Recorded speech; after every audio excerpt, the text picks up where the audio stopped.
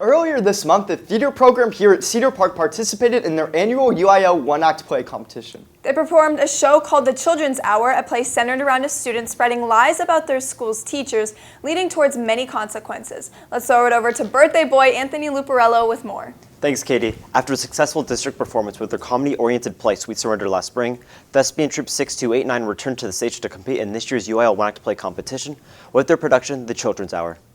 Light shining upon the glaring stage, set pieces stacked atop one another, and actors articulating their lines in front of the audience.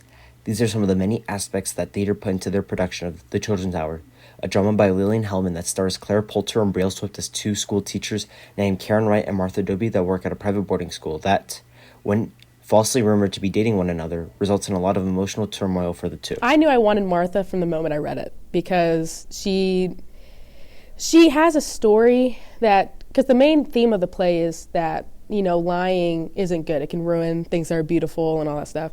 But Martha has a specific story that I feel like a lot of people in history can relate to. And I wanted to give her justice and give them justice and tell her story. Acting since middle school, Brielle Swift has been into theater for quite a while, landing many notable roles throughout both her middle and high school acting career, such as Joy in the Yellow Boat and Claudia McFadden in Sweet Surrender. To me, it means telling someone else's story. I never see acting as lying. I see it as like living someone else's truth. And so it's really fun having the opportunity to do that, especially like if you understand a character and to do it well. Like that's awesome. That's all I could ever want to do, is to make it believable and tell someone's story.